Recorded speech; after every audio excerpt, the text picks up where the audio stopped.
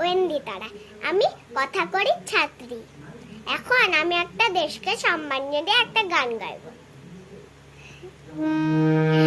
বলো বলো